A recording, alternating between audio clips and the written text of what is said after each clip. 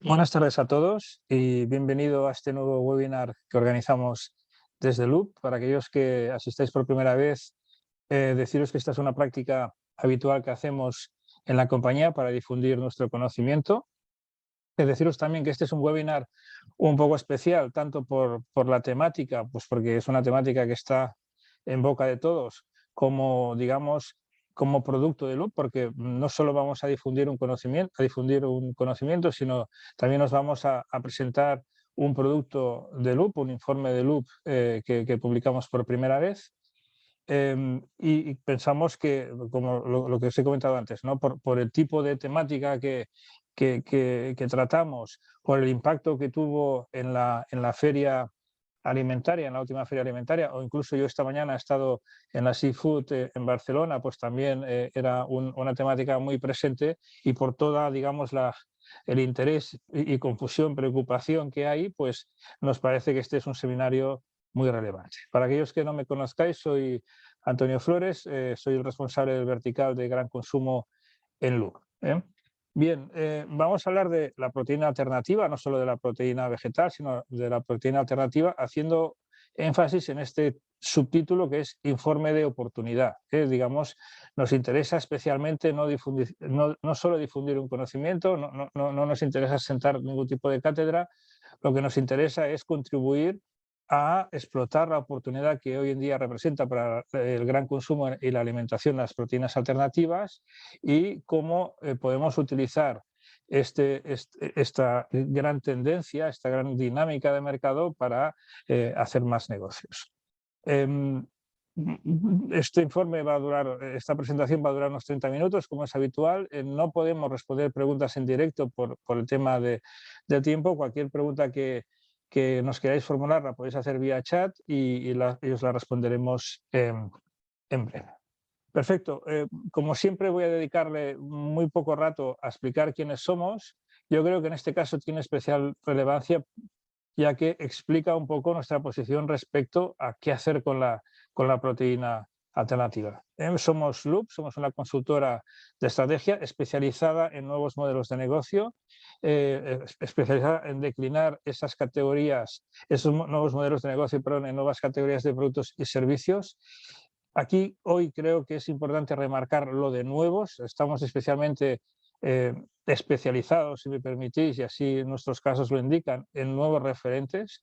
Y lo que somos realmente es expertos en productivizar un producto, productivizar un servicio, productivizar una categoría. Y en este caso, quizá una de las grandes incógnitas de la proteína alternativa es cómo productivizarla y cómo hacer negocio con ella a corto plazo. Esto es lo que vamos a intentar aportar nuestra parte de luz. Somos una compañía que lleva 30 años en el mercado, somos muy nichos, solo nos dedicamos a esto que os he comentado. Ahí veis nuestra evolución, 3 evoluciones, una por década. La primera fuimos expertos en producto, la segunda expertos en innovación estratégica, y en la tercera ola, que siempre acumulan el conocimiento de las anteriores, pues le pusimos una capa de modelo de negocio a nuestra visión de innovación para, de alguna forma, soportar ampliamente aquello que decimos. Loop es una compañía especialmente preparada para la complejidad que existe hoy en día en los mercados, donde las oportunidades prácticamente se desarrollan de forma casi explosiva, todo de golpe, desde la detección, el business model, el plan de producto, el go-to-market. Y desde ese punto de vista, pues deciros que nuestra complejidad en cuanto a recursos humanos para dar respuesta a aquello que entregamos, pues es bastante alta. Aquí veis algunos de los proyectos que hacemos. Estamos estructurados en 4 divisiones. La división de industria, que básicamente hace productos, como podéis ver, de bienes de consumo y bienes de equipo. La división de servicios, que hace mucha banca y mucha telco. Recientemente hemos hecho un producto que ha sido muy mediático en prensa económica, que ha sido los productos digitales del Banco de Sabadell.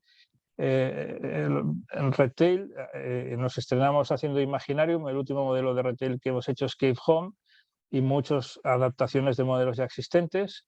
En retail, y ya entrando más en aquello que nos preocupa, pues tenemos una actividad en food retail, con lo cual conocemos a los food retailers de una forma especial. Algunos de ellos, como el caso de Aldi, son clientes nuestros. Y finalmente, gran consumo, ¿no? Gran consumo, digamos, es uno de nuestras grandes verticales, donde el centro de nuestra actividad, está en formular nuevas categorías. Por tanto, tenemos mucha visión del consumidor, mucha visión de las tendencias. Si tuviese que destacar dos cosas, sería la cantidad de veces que hemos hecho categorías empezando de cero y también la visión transversal que tenemos del mercado. Por tanto, me atrevería a decir que esa experticidad que tenemos en esa palabra un poco extraña de expertos en productizar, en darle forma a una oportunidad en forma de categoría, pues hoy en día para todo lo que es proteína alternativa y con una asignatura pendiente que es dejar de ser un sucedáneo, pues nos parece que cobra especial atención. En el informe que publicamos nos preocupa especialmente normalizar la explotación de la proteína alternativa, normalizarla desde el punto de vista del consumidor, que es lo más importante, normalizarla desde el punto de vista del retail que lo tiene que distribuir y obviamente normalizarla desde el punto de vista de la salida comercial y de la concepción que los fabricantes hacen. En el informe explicamos algo que es muy importante para entender el fenómeno de la proteína alternativa, que es cómo se producen las oportunidades. Esto, si queréis, es un poco metodológico, pero para que una oportunidad cuaje en el mercado, nosotros pensamos que tiene que estar estructurada por un conocimiento tecnológico y científico, tiene que estar estructurada por un conocimiento social y cultural o de marketing, de consumidor, y tiene que estar estructurada, obviamente, por un conocimiento económico y de mercado. Cuando estas tres áreas de conocimiento se interseccionan y se solapan, ahí en ese solape es donde, digamos, se produce una oportunidad. Si pensamos en la proteína alternativa, pues bueno, estas tres esferas del conocimiento más o menos se van solapando y van configurando una oportunidad. Cuando la oportunidad es muy grande, que es casi es una disrupción del sistema, como podría ser Internet, ¿no?, que afecta a todos los sectores, pues estas tres esferas prácticamente convergen en una sola. La oportunidad es muy importante, es muy grande. Estas tres esferas son dinámicas, con lo cual la oportunidad va entrando y también va saliendo, y en esa entrada y salida nos está dando el tiempo, cuánto tiempo tengo para explotar la oportunidad, y nos va dando también la dimensión de esa oportunidad. Luego volveremos a ello, ¿no?, para ver cómo estarían hoy en día esas tres esferas.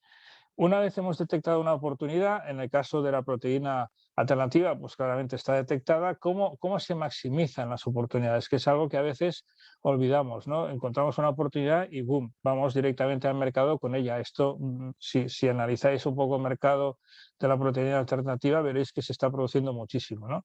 Nosotros, para explotar una oportunidad, esa triple intersección la descomponemos para explotarla, primero entendiendo los actores que intervienen en esa oportunidad. Aquí hay actores ampliamente olvidados, como por ejemplo la distribución. La distribución no está siendo muy poco contemplada en la explotación de la proteína alternativa. Luego lo veremos. Actores en plural, ¿no?, desde quien la fabrica, quien la especifica, quien la compra, quien la consume. Sus necesidades. Cada actor tiene una necesidad distinta, ¿no?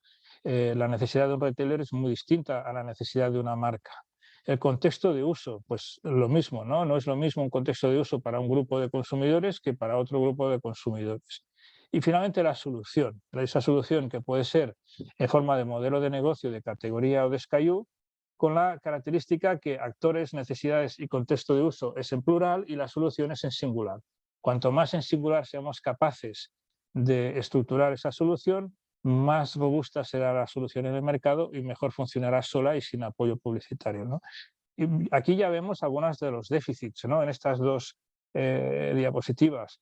Estas esferas no están triple interseccionadas para explotar la oportunidad. Hay una de ellas que predomina ampliamente y digamos que hay actores que son directamente olvidados en la explotación de la oportunidad.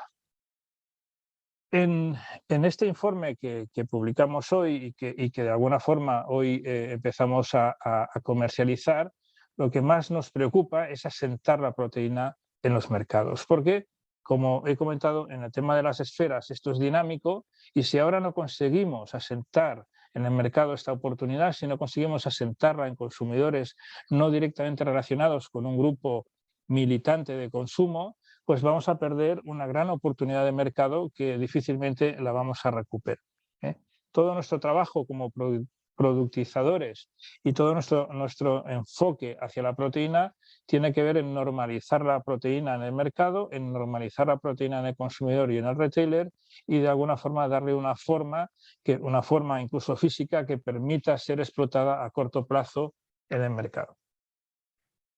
Algunas circunstancias que hacen especialmente interesante y compleja esta explotación de la oportunidad las vamos a ver a continuación. Una de ellas es que el concepto de la proteína alternativa o de la proteína vegetal al final es una categoría convergente. Es una categoría donde muchos sectores, muchos gremios, muchas materias primas, muchas formas de empaquetar en gama, en categoría, en canal, convergen. Y de alguna forma es un sector donde igual compite alguien especializado en proteína animal, cerdo, como pescado, como un productor de cereales, como un productor de cuarta y quinta gama. De alguna forma, una de las complejidades también de entender, de configurar y de ubicar en los lineales estas categorías resultantes es que en realidad no responden a ningún gremio, son un poco de todos, ¿no? Y por tanto lo que vemos es una necesidad muy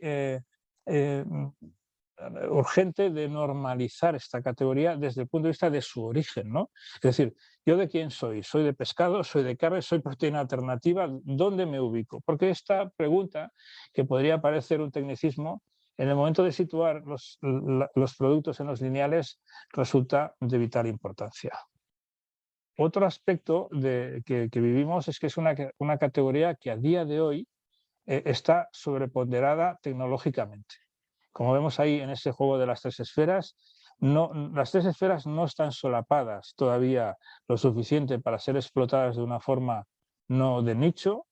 El tamaño del protagonismo de las esferas es muy superior en la esfera tecnológica. Básicamente vivimos casi en algunos aspectos, en algunos focos, no en todos, de explotación, un síndrome de Estocolmo de la tecnología, y además un síndrome de Estocolmo de la tecnología basado en un concepto de explotación muy de startup o unicornio financiero, ¿no? Con lo cual hay un push tecnológico y por introducir de forma acelerada en el mercado una serie de productos para los cuales desde nuestro punto de vista el consumidor ni la distribución están del todo preparados. Vemos también que la esfera social y la esfera económica no están del todo también triple interseccionadas, sino todas tienen el mismo tamaño. Ciertamente son productos que resultan económicos, son productos que desde el punto de vista de economía y de mercado, aquellos que sustituyen, pues no significan un sobrecoste, pero sí son productos para los cuales la sociedad no, insisto, de nicho, no militante, no estigmatizada, no está preparada todavía. Digamos, está entrando de forma acelerada por ese push tecnológico. Por tanto, otro de los aspectos muy importantes en el momento de conseguir productizar estas categorías y que triunfen en los mercados es hacerlo desde las tres esferas, lo más solapadas posible y desde las tres esferas lo más equilibradas en tamaño posible.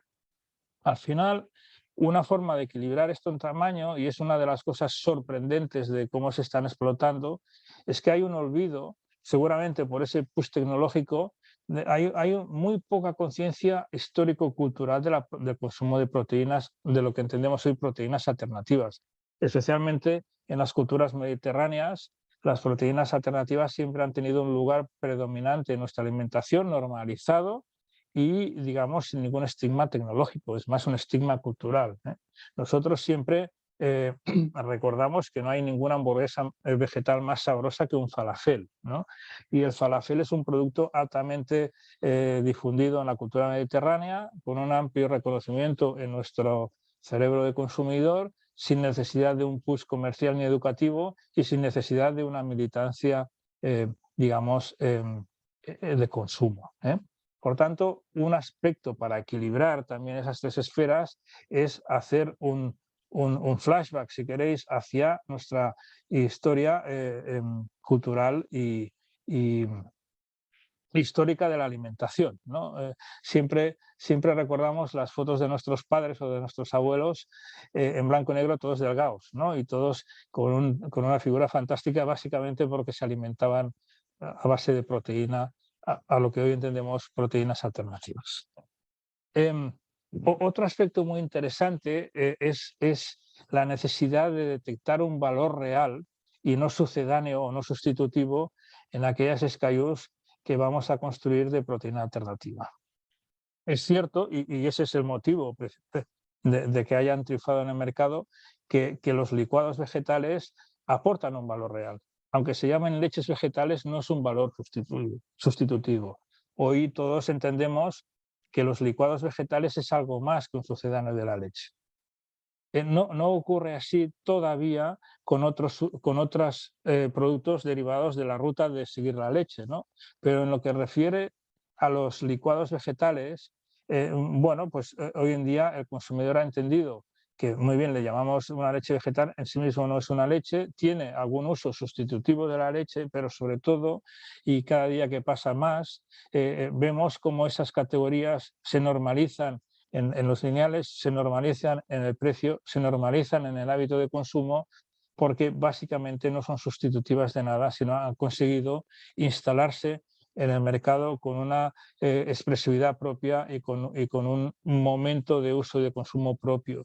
Nosotros pensamos particularmente que las leches vegetales tienen muchísimo recorrido todavía, precisamente saliéndose de la ruta de la leche y utilizando ese aspecto de digamos, producto autóctono y producto, digamos, autónomo en cuanto a un aporte real de valor.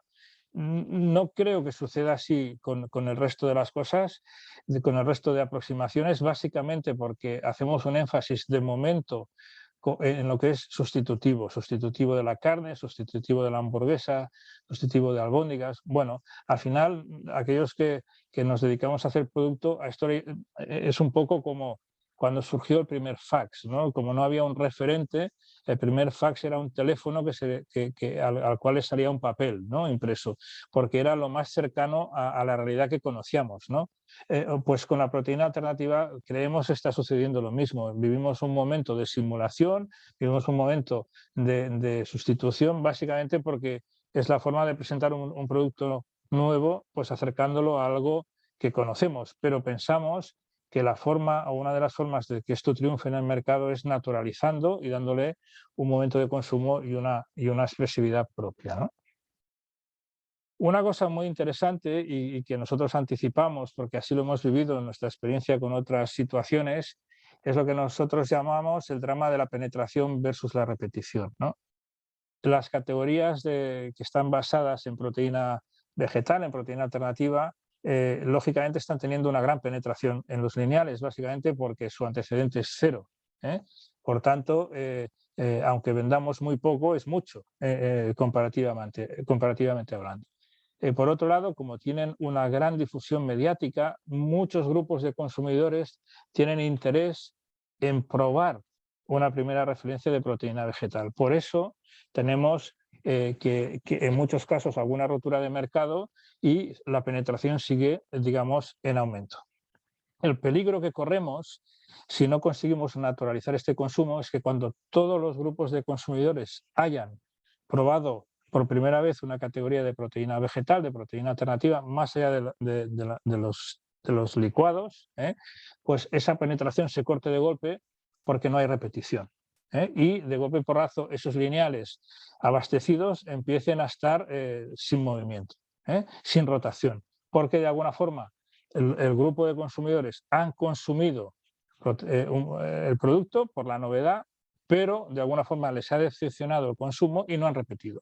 Con lo cual, acto seguido, la distribución descataloga las referencias. Y este es el gran peligro de esta precipitación que estamos viviendo desde nuestro punto de vista en cuanto a lo que sería la introducción de las proteínas alternativas.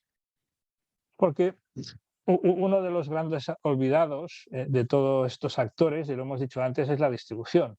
Y la introducción de proteínas alternativas tiene que ser asumible también por la distribución. Al final, y lo sabéis mucho mejor los fabricantes que nosotros, cuando introducimos una nueva referencia muchas veces descatalogamos otra. Y aquí la pregunta es, oye, ¿podemos sustituir en valor aquella SKU que vamos a sustituir? ¿Tenemos una ubicación naturalizada en mi nueva SKU? Si las dos preguntas no las podemos responder con un sí, pues realmente pensamos que la vida en los lineales va a ser muy corta, ¿no? Porque el retailer no entiende de subvencionar hábitos de consumo, por tanto, si el retailer, la categoría no le resulta rentable en el corto plazo, no va a seguir apostando por ella, y si no sabe ubicarla, entre otras cosas, no sabemos a qué comprador nos vamos a dirigir. Más allá de los compradores sustitutivos, ¿no? Pues el comprador de lácteos, etc., que al final pues no van a tratar, digamos, en su máxima expresión el producto que vamos a presentar. Bien, todo esto nosotros, y básicamente porque digamos que en nuestro vertical de gran consumo, de cada 10 proyectos que nos entran, pues me atrevería a decir que 6 están relacionados con proteínas alternativas, nos ha dado la idea de, por primera vez, publicar un informe donde hacer un producto de consultoría que contribuya a aportar una luz y un conocimiento a aquellas empresas que tienen que productizar, sobre SKUs de proteínas alternativas. Y hemos configurado un producto que tiene un informe extenso de cómo productizar la proteína alternativa. Ese informe va acompañado de un webinar corporativo donde, adecuado a las circunstancias de las compañías, presentamos el informe y finalmente abrimos un canal durante 3 meses para responder a preguntas que tengan que ver con la productización de ese tipo de proteínas. El informe, y aquí estáis viendo un poco el índice, intenta responder a aquellas preguntas que nosotros nos hacemos cuando hemos de conceptualizar nuevas categorías más allá de un gremio en concreto. En concreto, pues nos preocupa mucho normalizar en origen y en evolución la proteína alternativa, empezando por el consumo de las proteínas tradicionales, desde las legumbres, llegando a la soja licuada y todo el gran boom de las leches vegetales licuadas, que, insisto, triunfan porque han sido muy coherentes con el mercado, las han envasado en Tetrabric, en 1 litro y a precio de leche. Por tanto, la consecuencia ha sido un producto competitivo y además con digamos, con un uso que una vez la sorpresa de la leche vegetal, pues digamos, ha encontrado rápidamente su normalización. Lo mismo sucede con otros derivados de la leche, pero ya más estigmatizado, ¿no? O sea, así como las leches licuadas no corresponden a ningún grupo militante, digamos, lentamente se va abriendo el foco también a los otros productos vegetales, ¿no?